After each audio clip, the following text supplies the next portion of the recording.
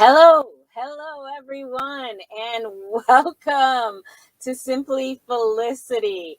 I'm extra excited for our guests to have seen my intro. So I had someone offer to do an intro for me, and my guest and I were supposed to do this show last week, and I said, "Can you please have it ready for Wednesday because this woman has such awesome production for her show, and I don't even have an intro, and I need it hooked up. I need it hooked up." And so here I am I got an intro, I got an outro. I'm Yes. geeked. Awesome. Oh, yes. Awesome. I love it. It's beautiful. Thank you so much. I appreciate it. Well, before I get to letting you know who my guest is, I want to just take a quick moment to shout out to my patrons on Patreon. You know what? Thank you so much. Many of you have been patrons with me since the beginning. That's a couple of years ago. And I just want to encourage you all that whether it is, just $2 a month, $5, $10, go ahead, do the $100, whatever you want to do. It is a serious blessing to me just to have that knowing that I come every month. And so I'm able to consistently upgrade my equipment and do what I need to do. And so thank you for making Simply Felicity what it is. Thank you all for sharing the broadcast, just for being with me here week after week. So without further ado, this woman, I've been able to be on a couple of her shows now. She's got a couple broadcasts like myself. She actually has a bunch of stuff going on. She's always on camera, and she really brings such great energy and liveliness. So many of my viewers have told me they saw me on one of her broadcasts, and so now I get to put her in the hot seat. It's host to host today. Welcome with me, Lotus Riche. Thank you for being here. Dr. Lotus Riche, how are you? Hey, Dr. Felicity, joy. I have joy. I'm on your show. It's great being here. So thank you for having me on your show today. I'm doing fabulous. Oh, so glad to hear that. So glad to hear that. And you told me that you're going to be on Clubhouse. Yes. And you're just starting to make a presence over there. Tell me how you're liking it. What do you think about Clubhouse? I am enjoying it. One, because you don't have to be camera ready. Okay. And so many times people say, well, yeah, it's totally voice. And that's a great thing. And it's very interactive. You can, if someone welcomes you to the stage, you don't have to accept and go on if you don't want to. But here's the thing, you can join right from the comfort of your own bed. Wow. And no, I'm not being paid to say that, but I've joined from the comfort of my bed. I've joined from the shower before, so been there, done that, and it's great. And I like it because it's a sharing that people do of real time life events that's occurring. A lot of the things are things to help entrepreneurs in their business. Many of the things are to help move people to the next level of excellence. Many people in there focus on food and wellness, financial wellness. So it's a myriad of different things that people focus on. But here's some of the things that I've learned by being a part of it. Many entrepreneurs are going viral because many groups are pushing entrepreneurs on their Instagrams, on their Facebooks, on their LinkedIns, right from inside of the clubhouse. Wow. During the clubhouse, they're saying, okay, let's give this person some love. Everyone go to their Instagram and blow their page up. And that is making a significant difference in how people are connecting around the world. And so thus far, I've had great experience. I did my first one that I hosted last week. It was great. And I have another one coming up today with Dr. Eric Kelly III, who is the guy that runs the Black Business Expo, and he's doing the Black Business Olympics, and he's helping people to get in front of thousands of people to share their message. That's so I'm amazing. Well, I'm going to go ahead and throw up how to get in touch with Dr. Lotus right now. Whether you're watching us on Facebook or on YouTube, please go to her website, get in touch with her, and you can request that link from her, right? Because you get to be invited to Clubhouse. So if you have not been invited to Clubhouse yet, check this out right here going on the screen. Make sure that you get involved and check her out today. So awesome. Well, thank you for, heightening my awareness about that platform. And now I want to learn more about the legend, Dr. Lotus Riche. Could you just tell us your story, a little bit about coming up and how that's been relevant to your, spiritual journey and transformation at this point?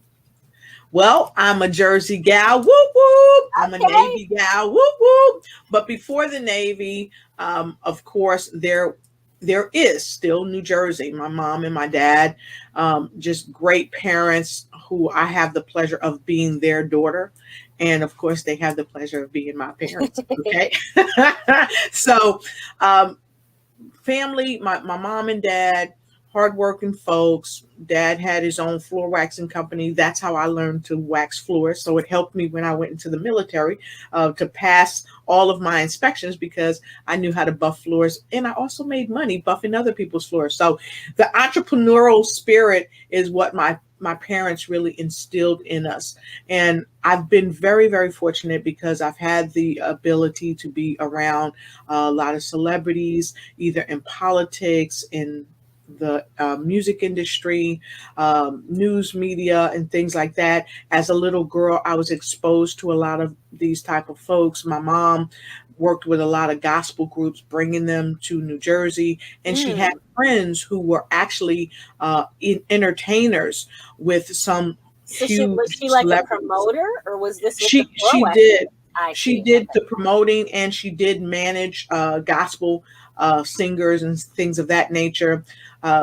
Just amazing. And so my dad, he was more in the political realm, working with people who were focusing on employment. So he did a lot of the Labor Party type things. So I was really exposed to the political side and the entertainment side.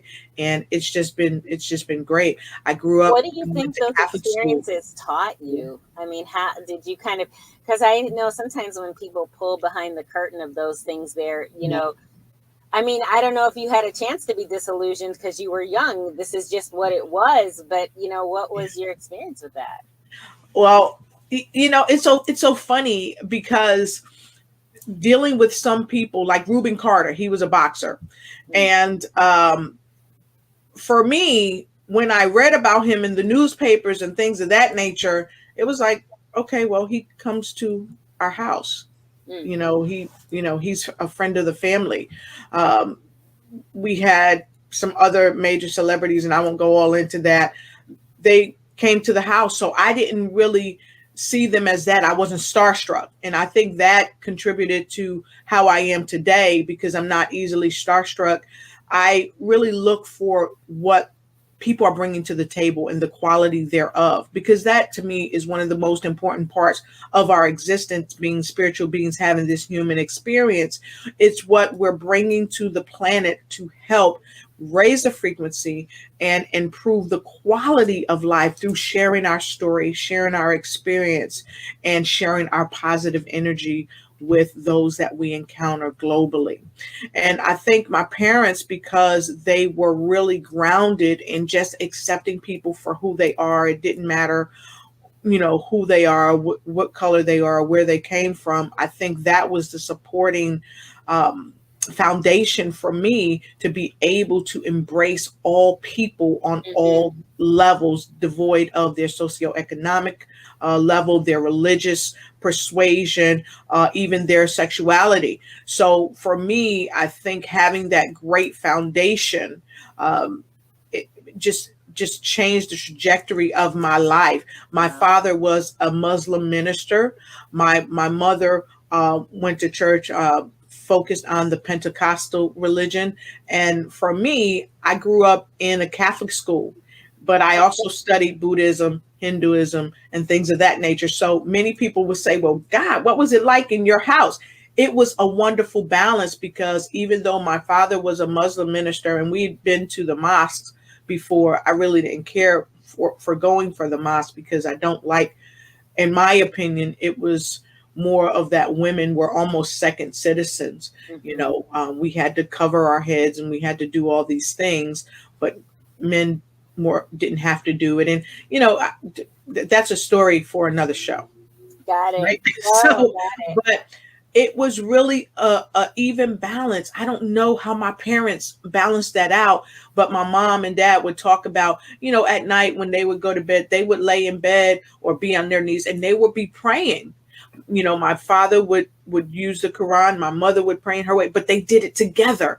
Wow. I don't know if the average person could have that balance or create that balance. I think it can.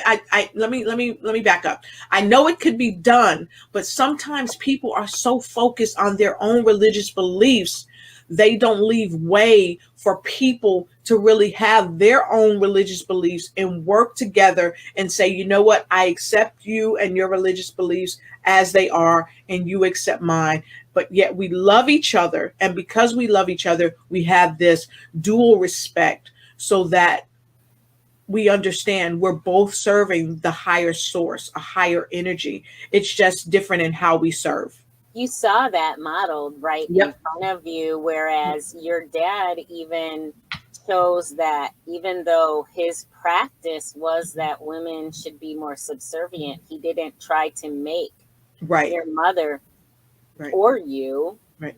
if you had any sisters, whatever, Yep. do anything of Yep. the sort. So Yep. obviously, he was a person that said, hey, this works for me, Yes. right?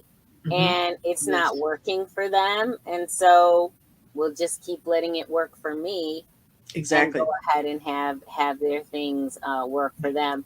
The way that I kind of approach that is just to, and I like to help people think through. Yes. You But I can got to have, tell you, yeah, go he ahead. was definitely a no with the pork. He was like, it was not Okay, allowed in our house. No okay, with the pork. And I don't even think that was really based on the Muslim mindset. religion. You It can was just really base that on based, health. Yeah, yeah, on health. That's all it was. Yeah. yeah, But he was big on that. No on the pork. And yeah. he worked out, always stayed in health, really looked for natural products devoid of all these chemicals that society tends to push on us. But he was really big in that. And that, in my opinion, has helped us to be very healthy over the years. That's a beautiful, yeah, that's a beautiful thing. Obviously, I think it wouldn't have mattered what religion he practiced. Exactly. It sounds like that was just kind of going to be Yeah. Yeah. his thing. But yeah, I just like to tell people, you have to understand that you could be going to a church for 20 years or Yep. something and not believe anything the same as somebody sitting next to you. Now, you might mentally assent to the things that are spoken from the pulpit, but that doesn't mean you're actually working them out in your day-to-day life. What you do in your day-to life shows what you actually believe. And so when I learned the term Christ consciousness, it Hmm. really helped me to understand, because Christ consciousness, as it's represented, is the transformative power that we see in Jesus Christ. And Exactly. listen, it don't matter. You can be, if you can be going to church and not have that transformative power working on the inside of you. You can be, you can have people that are reaching and grasping for more the same way you are, you Yeah. know what I mean, in all totally different places. And so that's that transformative power that I think really, when you find, for me and Lotus, when we found that in each other, we're like sisters, you know what I Yes. mean? Yes. And that, Yes. and I keep Yes. finding that, like, Yes. when you find the transformative working power, that Christ consciousness represents. It's Christ in you, right? Christ alive Exactly. in you. Those things, and the Bible says that over and over again. So I Yes. think it really helps to build a bridge for people to understand, right? Right. That yeah, a whole ton of people Yeah. call themselves Christian, a whole ton of people call themselves Muslim, and other Mhm. Muslims might not really identify with them, be like, dude, according to my standard, you ain't no Right. Muslim, and blah blah blah. Right. So that's not really the issue. That's not really what binds or unites, I think, Exactly. people. But when you find that transformative power, you be like, Yeah. ah, Yeah. you know it. And I agree with that, because I also think that when you find that transformative power, it's you're not focusing on judging the person. Right. Rather, you're finding what the Most High has given to you. And what I've learned, what the Most High has given to me, that it is not my job to convince. It is my job to put the information out there, because even in the most remote places in the world, people are hearing my voice. And I know that for a fact. And here's the thing: when people hear the message that I'm not going to browbeat you into believing what I believe, I'm just going to bring the message to offer it to you as a way to say, here, this is what I know. This is how I'm showing up on the planet. It is their decision to make, that the information resonates or it does not resonate. And guess what? Sometimes they can take my message and pass it on to someone else who it is really intended for. And basically, because we are all spiritual beings having this human experience, yet I think the way that we cling to certain religions keep us further divided, because we have become so focused on what a particular religion says that we should do and how we should govern ourselves, which I believe in many cases is really man-made. It's not the law of the Most High. I think one of the primary things we have to focus on is when we understand being Christ-centered or Christ-focused, our daily walk should be, what about the Most High shows up in this situation that I'm in? And how can I exude the Most High energy, the Most High love, the Most High intention and purpose in this situation, so that I am staying balanced with the energy of God, versus being out of balance by succumbing to the confines of what the man mindset says that I should be doing, as I'm saying I'm representing the God energy. It And almost I think, go ahead. almost feels like an excuse, like a reason not to transform. Exactly. What we're not talking about changing behavior. And listen, for some people, just changing their behavior where they were trying to kill themselves is a very big deal. And we're not going to say that that wasn't a big deal, right? But some people just stop there. They're like, hey, I used to smoke, now I don't. I used to this, now I don't. That's good. That's very good start, because if you kill yourself, I mean, it's like the transforming thing, it takes on a different shape. So if you can keep yourself alive and not kill yourself, and actually, eat things that serve you and bless you and give you energy instead of taking your energy, all that, very, very good. But when we're talking about transformation, and I want to talk about your title as a transformation strategist,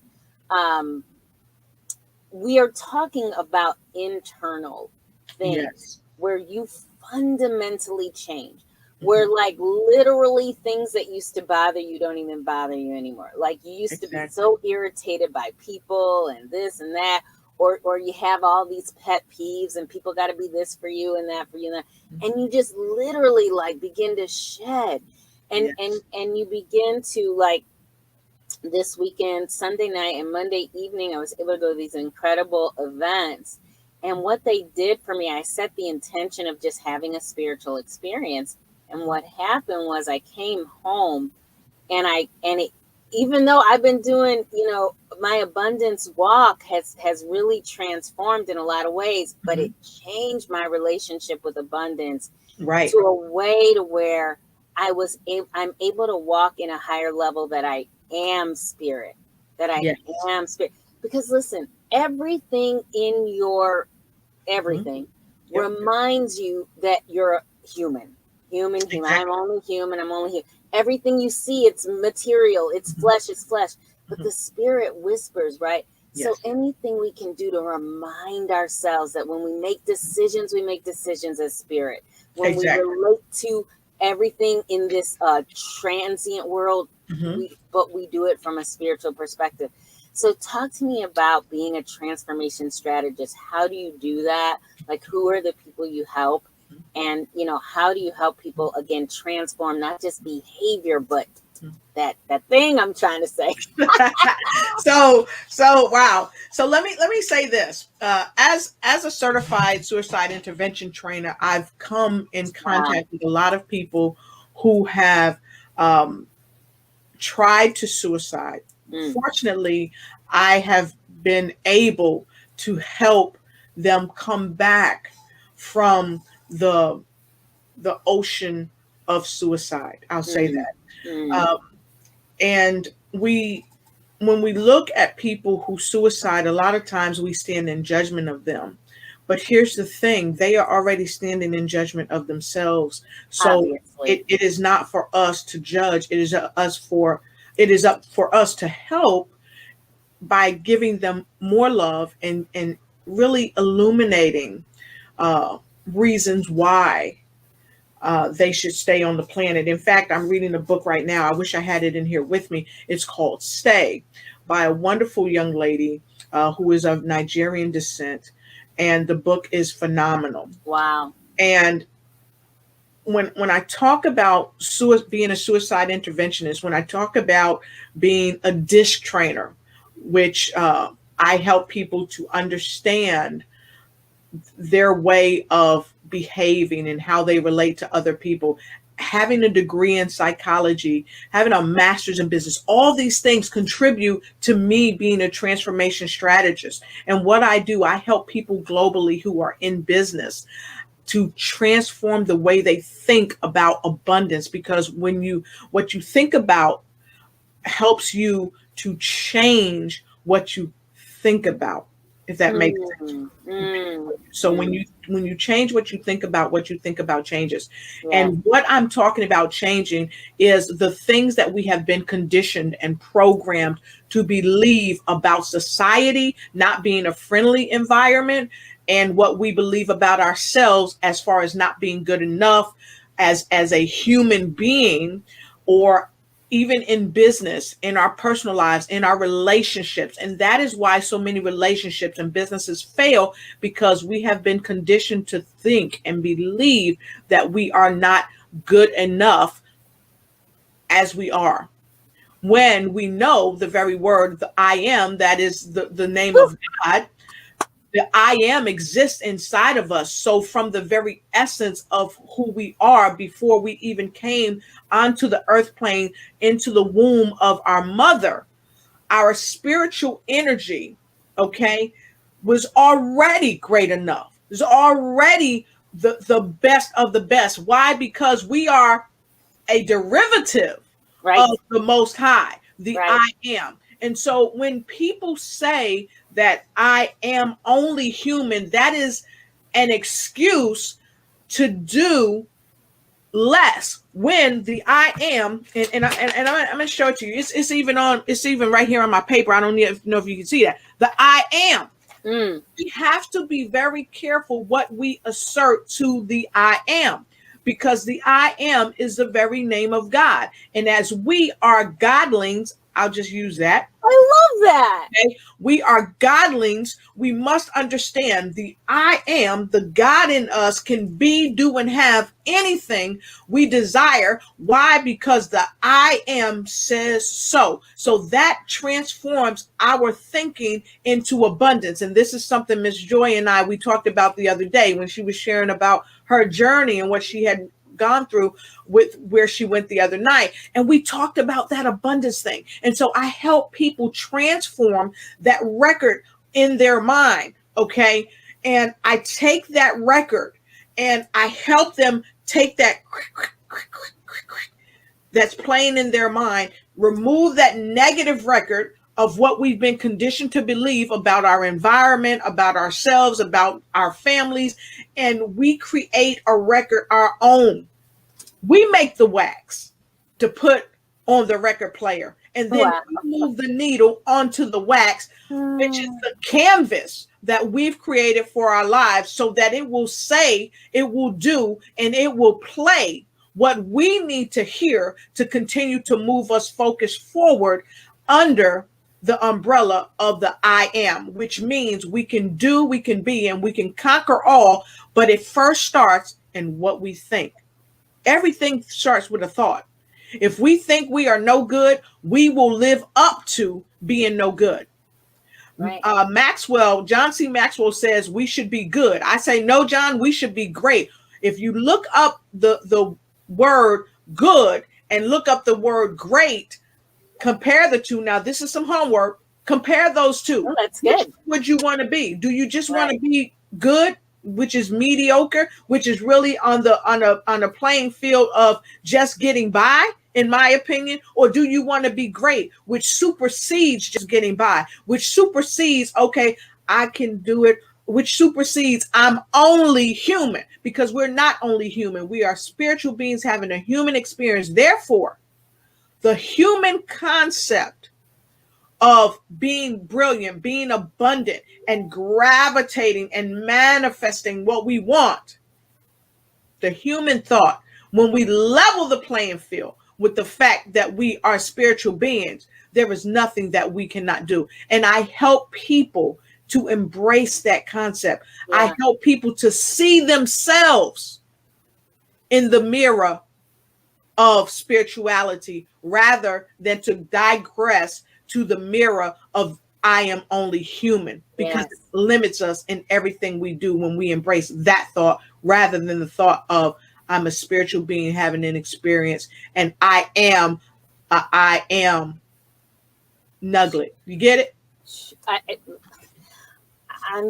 I'm so glad that I said that only human thing, because it just took you on the track, man. You're like, that's the thing that I go after, right? Because it really, for a while, it takes all of your time and energy just to really represent as spirit, right? Yeah. But let me encourage you guys. That's where life starts. Yes. That's where it actually starts. Like people spend all this time down here. Life doesn't even begin. Like you don't even take off that plane until you begin to really get in the concept. So I have to ask you, how do you think we are ever going to get into the fact that Jesus said greater works you're going to do? Yes. How are you ever going to get into that? We can't be reading some of these things in the Bible and just continuously have cognitive dissonance. Just be like, well, I don't know who he's talking to, but he ain't talking to me. He's talking to you. If he's not talking to you, stop reading it. Like, what in the world? You know what I mean? That we would go from glory to glory and faith to faith, that we go from one victory to another victory to another victory. That's why I'm telling you, life doesn't even start until you change your identification. Exactly. And do Psalm 42:10, be still and know what? That I am God. It doesn't even start until you take time doing that. Exactly. Because, Dr. Felicity, I think people really, as the human side of us, we need to really understand that we are already worthy. Mm-hmm. So we don't have to prove that we are worthy. A lot of people are poor, they're broke, busted, and disgusted. And I don't mean on a financial plane. Okay. Come on with that. I mean, even down to the cellular level, all because of what we think about ourselves, about the disconnect between understanding you are already the I am in you. And I think because of the disconnect, there is such a great lack in disparity on the planet, because we start out mentally from the concept of lack. I'm not good enough. I'm not efficient enough. When if we really understand and turn the corner of I am a part of the I am. Right. So I am capable, and then go from the thought of I am capable to I am doing. I am moving. I am living. I am being in my purpose on purpose. It changes the very way, one, we treat ourselves, and two, the way we treat others around us in our intimate space and those globally. And I'm saying this because a lot of us look at other cultures outside of our own, outside of even in the United States, and we see them in other countries. Oh, they're not good enough. Or let's bring it closer to home. Well, my mother didn't have a 4-year college degree. I went to Yale. I went to Harvard. I'm better than. Without your mother, you would have never gone. You would have never been on the planet. Gone anywhere. Right. So it all starts out with a portion of gratitude for what we already have. And I think when we start from the humble process of, one, being grateful for what we already have, because it opens the door for more abundance, understanding that we are a derivative of the I am. So because of it, abundance abounds, and all we have to do is say, welcome. Wow. And operate from the mindset of abundance in everything we do. Yeah. Dr. Felicity, you and I had a talk about you getting ready to travel somewhere. Yeah. And it probably wasn't on your plans. So it probably wasn't in your forecast to say, hey, I'm going to take, I don't know, whatever the trip is going to cost, and I'm going to go. Right. You just said, I'm going. And as soon as you said, I'm going, that is the thought. That is the thought. Because you brought the thought into the action, through your feelings. Right. I'm not going to worry about how I'm going. I said I'm going with the power of the I am that is in me. That energy will go out into the ether and attract the way. Because guess what? The way was already made. You just had to decide to say, hey, I'm going. That's right. And it manifested right in front of your eyes. Why? Because you called it into existence. Faith is the substance of things hoped for, the evidence of things not yet seen. But the evidence showed up because I want to life. Guys, this is so important. We have to, let me say, develop a relationship with the connection. Yes. Because what I'm telling you is, I didn't make it up that I wanted to go. I came into agreement that I was going. So what I'm saying is, I received the desire. Now, that can take time depending on your background. My background, dealing with some insecurity. Was that God? Is that God? Is that me? Listen, that you got to work through that, but don't stop in the middle of that. You can actually grow beyond that. If you realize that when you're saying those things, you are in a learning process. Yes. That you actually can get out of. That is not for the rest of your life to you to be questioning that. I no longer question. And let me tell you what helped me the most is I don't care if I'm wrong. And that's the thing. That's the release that we have to have. That's the release. We cannot be afraid to be wrong, because it's in, a lot of people say, well, when it's wrong, it's a mess. Well, there's a message in the mess. Big one. We have to be willing to say, okay, if I'm wrong, I'm okay with it. If I'm right, I'm still okay with it, and receive the message, because the message will really transform you if you stay open to it. And here's something I wanted to tap on that you said, which I thought was brilliant. Develop a relationship with the connection. And what I got was because we are part of the connector. Yes. Yes. When you connected with the connection of I'm going to go, the connector said, okay, now I'm going to connect you with the means. Yes, exactly. And that Provision. is powerful. It came with the vision. Yes. Provision came Yes. with the vision, and that's how it works all the time. Life is constantly saying yes to you. If you Yes. say, what is wrong with me? Yes. What's wrong with that man? What's wrong with, my children? Yes. Life is like, yes, well, let me point this out to you now. Let me point that out to you now. I mean, you're going to find so many things wrong with them. You started out in love. Now you can't stand them, right? Because it's the questions that we're asking, and life Yes. will continuously say yes to those various perspectives. So I want to find out what you've been able to overcome. You come out like you're just such a powerhouse, so strong. I know that strength comes from actually having to overcome at least one or two things in your life. Would you be willing to share with us, one of the giants you've taken down? Sure. In one of the first books that I ever shared this story with, The Opportunity to Transcend in the Midst of Crisis, I'm one of the co-authors of that book. And it was the first time that I ever talked about the molestation that I went through as a 6-year-old child at the hands of my babysitter's grandson.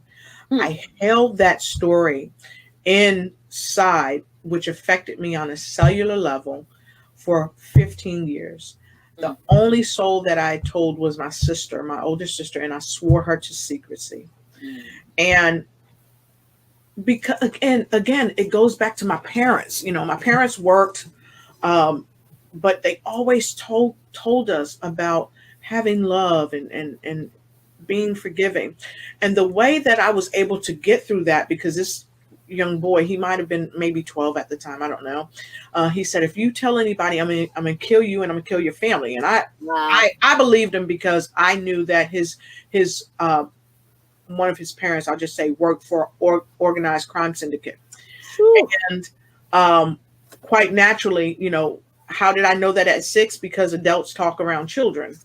Hello. Okay. And then there were some things that I'd seen and I'd heard. And so I was shook, just to say the least. I was shook. So I was Silence of the Lambs for many, many, many years. But the way I reasoned was that I said, there's got to be some guy that's doing this to him. And I felt poorly for him. Sure. I felt almost like, okay, it's being done to you. And because it's being done to you, this is how you're relating to people with you and around you. And I don't know how I was able to come to that thinking. And I really don't care, because it helped me to survive and thrive. Because many children, when they go through that, they kill themselves, or they lean very heavily to drugs, or they become overly promiscuous. And that didn't happen to me. Wow. And I think it was because my parents taught me to lead with love and forgiveness. Yes. And to love myself, and not be ashamed by it. But society taught me that it's a taboo to say, oh, I was raped or I was molested. It's a taboo. It's a taboo because a lot of times society protect men who rape children, who rape grown women. They also protect women who rape children or grown people. Yeah, because that happens too. Yes, it does. And I knew that this was something that I could have allowed to devastate me. I could have been the victim, but I chose to have the victory and be the victor over the situation. And as I shared my story, I helped, 1, to let people know that they weren't alone. 2, to tell my truth. Yeah. And it freed me. And it not only freed me, but it freed probably millions of people around the world, because they knew that they weren't alone. They knew that their story could help someone, because my story helped them.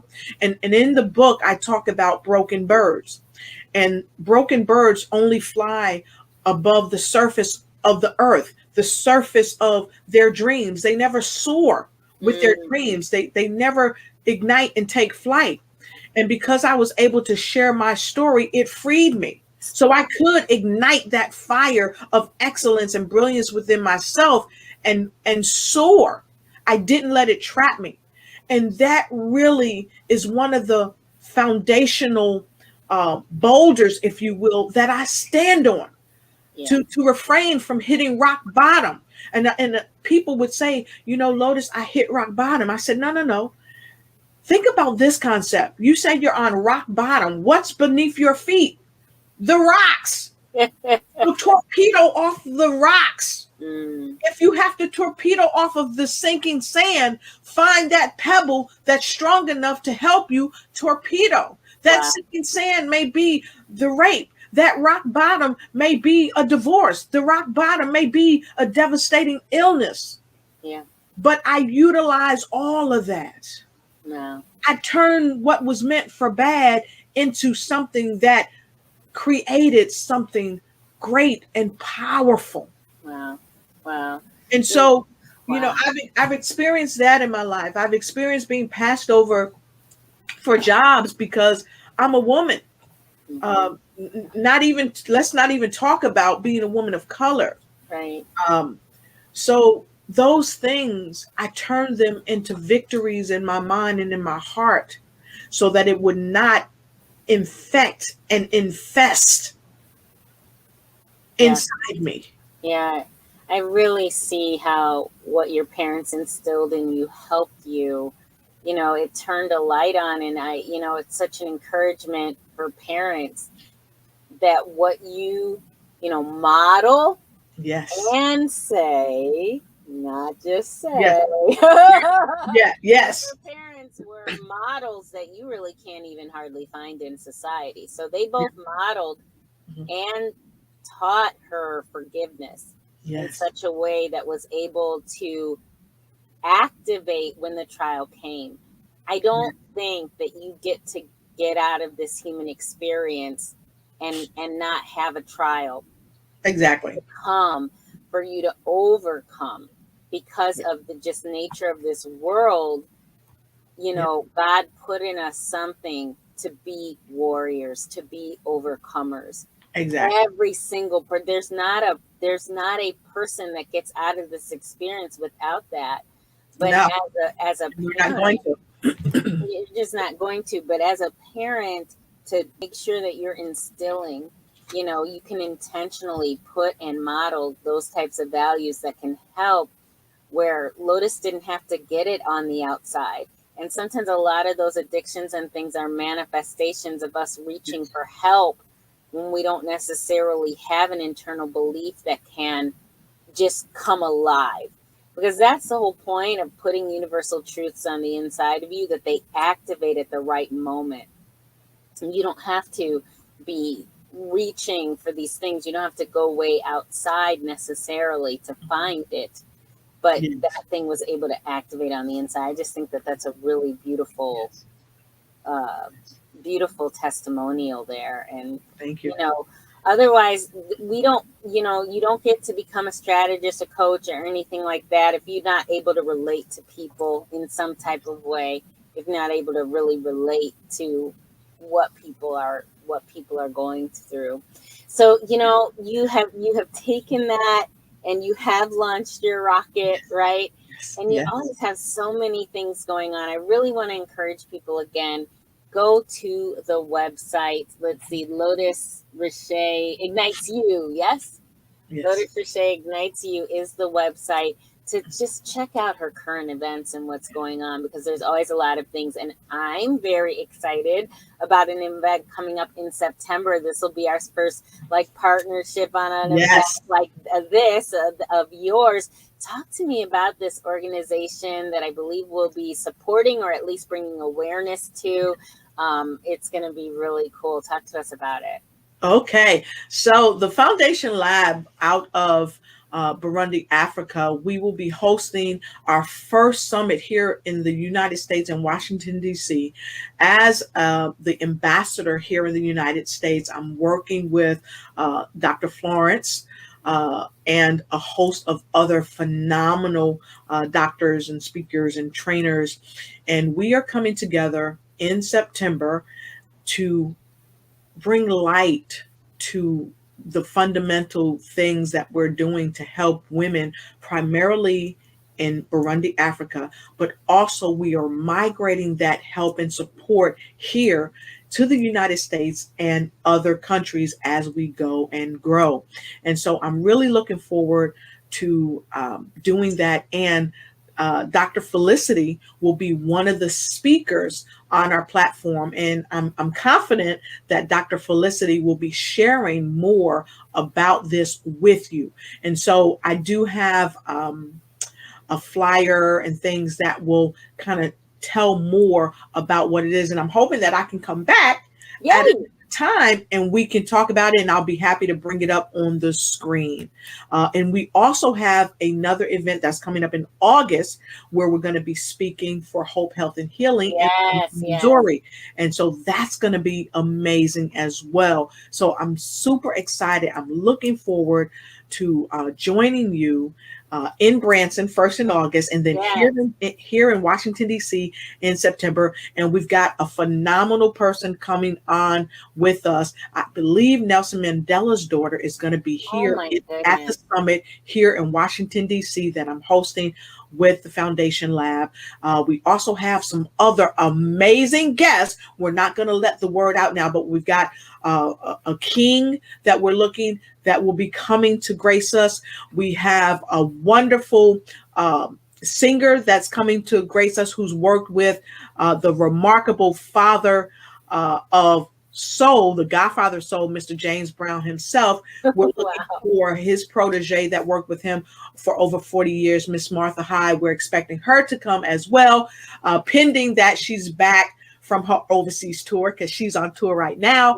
And then only yesterday, I just talked with another icon of music. I can't let it out right now, who I'm inviting to come and be a part of this. And we have a state representative coming, and just a host of people from all around the world, and especially here in the United States, that are coming to this summit to really push out this powerful initiative that we have to help young men and women when it comes to getting the right jobs, helping to send them to school so they can gravitate to them, the type of life that they want to experience right here on the planet. Wow. You know what? And you're able to share on your end, right? Yes. Okay, I'm going to give you a minute to pull that stuff up. If you even can find the Hope and Healing video too. Thank you. You're so good about that. So yes, fantastic. Tell me when you're ready with it. But I just want to say, I'm very excited about both of these events. I just think this is such a God connection between me and Dr. Lotus. You're just going to keep seeing us come together on stuff. Yes. There's something. Yes. This is why I say to you guys, instead of asking God to help you with your life, ask God to be a part of his life. Yes. God has work he is doing on the earth. He has a thing he's doing on the earth. You want to be a part of what he's doing. You want to be in, don't bless this mess. You don't need that. Ask him, give me your life for me. Let me be a part of your movement, what you're doing. I feel like Dr. Lotus and I are a part of what God is doing on this planet. And so I think you're going to keep seeing us coming together on some different things. I'm so excited that she's a part of the Hope, Health, and Healing event. So whenever you're ready, let's give it to them. Okay. And what I'm doing is I'm going to bring up the flyer. So give me one moment. And I can. You tell me. You tell me, because I can soft shoot. I'm just so excited about many of the things that you've said. I mean, it's very, very exciting. I think, it becomes to the point where you're just really, you've got to learn the self-care piece. You've got to learn the meditation piece first. Have to. Or you ask God to be a part of what he's doing, because it's kind of like holding on to that train, be moving. Yes. You don't want to be in a place that you're necessarily saying yes to everything, because it's not for you to do everything. It's only what, you've been given to do. Exactly. Right. So, Exactly. learning how to take care of yourself first, so that you have those practices on lock, right? And then as you're living out this exciting Holy Spirit adventure, you will not be run over by the train. And another thing is, people get to where ministry type things are business to them, and so then they begin to lose sight of the values over which they started doing what they were doing, if you understand what I'm saying. And so you want to make sure that you're staying integrous to your purpose. And listen, it's not all about being on stages and stuff. I don't care what it is God's called you to do. It is something that will require his help. It is greater than what you could manage on your own. Promise you that. Exactly. So you're going to need this stuff anyway. So anyway, do you have it? I see it's popped up on my, okay, great. Yeah, you see it down below. Okay, fantastic. So right here, and let me come back to where we are, because I also have the Braveheart on here as well. Give me one quick second. Okay, here we are. Okay, so you just have to add it to the screen if you would. You'll have to click on it. Okay, yeah, just click on it, and then I'll move it along. Yes. Okay, there we are. Okay, so right there, what you see is the Foundation Lab Rise and Shine House Washington Summit. This summit is going to take place on September 23rd, and it will be a 2-day summit. And as you see, I'm going to try to move to the other way. These are some of the topics that we're going to be talking about. So Dr. Felicity, as we go, she'll be able to share some of the topics, but let me just scroll we're down. Definitely having you back. And you know how I like to travel, so I'm really hoping I might not have to just be there through Zoom. But we got it there for now, but we'll see, we'll see, because I want to go. I'm excited. Look at these goals and themes. It's going to be amazing. It's going to be amazing. The goal and themes is basically we're holding a multi-stakeholder summit in Washington, D.C. And the summit is basically going to focus on social entrepreneurship as an economic development policy, women's empowerment as a tool for development, women in ICBT, challenges and opportunities, and transformational leadership as a tool for identifying required changes as designing and implementing solutions that, of course, we all need. And basically, our purpose is basically to help create a sustainable development ecosystem in Africa. And this is going to involve kickstarting and nurturing social entrepreneurship and the promotion of women's rights, status, safety, and opportunities right there in Africa, which trickle even over here to the United States, because there are still some things that as women that we are kind of kept out of or not given the full essence, nor do we reap the benefits of what we should be reaping because we are women. And we are going to be facilitating the growth and application of this transformational leadership. And so we want to be able to do this to improve the lives, not only of women in Africa, but really across the globe. So that's where it's starting, because the organization was started in Burundi, Africa, yet we, as an ambassador here in the United States, I'm raising the flag of awareness so that people understand from a grassroots level to understand. And here are some of our objectives. And so in our next show, when I come back, I'm going to be talking more about the objectives. I'm going to be talking about the challenges that Africa is facing. I'm talking about Africa's economic. I'm going to be giving more details on the snapshot. I'll be talking about it. And then the demographic indicators. And then we're also going to be talking about why Africa. Why not? Why? Because it has a global effect. We're also going to be talking about sustainable development through social entrepreneurship. And so with those things, it's going to help to build resilience culture of social entrepreneurship in Africa, which is going to have a trickle down effect right here in the United States. I So truly believe that that one of the next great movements that God is doing is bringing African Americans and Africans together. There is exactly, so much healing going on in exactly. between these two communities, and it is a beautiful thing. And Yes, I don't know if you believe in the devil, but it makes me very excited to think how angry the devil is that he cannot keep us apart forever. I'm telling you exactly. what, we are coming together right now in this hour, and it is so powerful what we're able to do. But like Yes, for me growing up, and even when I talk to other African Americans about getting involved in things in Africa, like we have a lot of bad experiences, we have a lot of baggage that has to be unpacked. You have to deal with it just like you deal with your personal yes. stuff. You have to deal with your community stuff. You have to deal with your community healing. And Yeah. so, I saw Africa and I was like, okay, just keep reading for a minute because I just Yep. want to be like, yes, it's just a yes because it's Africa. Because I know Yes, that is on time right now, girl. It's so on time. yes, I'm yes, so it is. And then we have the Hope, Health, and Healing where you and I are going. And the link is there. She'll share it with you. The Hope, Health, and Healing retreat is going to be phenomenal as well. It is designed to bring about hope, health, and healing to the world. And so we'll have speakers from all around the world. You can go to the Hope, Health, and Healing um, And I think it's retreat. Braveheart Workshops Yep. / events or Yes. okay. And people can go to braveheartworkshops.com and they can register. All you got to do is click right there on the register button. There And you once go. you click on the register button, this page will come up and it will tell you that you can register today. It's going to give you some synopsis of the events, the costs, and everything that are included. And here's the thing.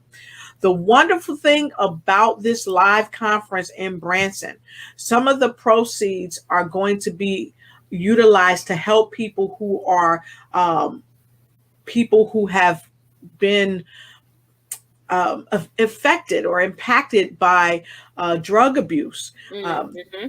Some of the terminology people say, well, ex addicts, but people who have succumbed to drug abuse of any type, whether it's the alcohol or anything else, what they're doing is they're taking a part of the money for people who are making donations, and they're bringing people who would otherwise not be able to be a part of this to experience the hope, health, and healing. They're bringing them in, and it's just going to It's be so wonderful. exciting. 23 testimonies of Yep. overcomers, just like myself and Lotus. Like you're gonna be so Yep. inspired. We're starting to come out of the house now. We're traveling this summer, and you just wouldn't believe 3-day conference for Yep. $48. That is just like unheard Yep. of. Go check the prices, check it Yep. out what it is currently, but get in while you can at this incredible rate. Less for seniors, veterans. There's group specials, all the stuff you want. And Branson, if you've never been, oh my gosh, I love Branson so much. It's like a family friendly Las Vegas. And me and my family are so excited to go back there. So let's Yeah. watch this clip of and that'll really entice you and Yep. let you know about hope, health, and healing. Exactly.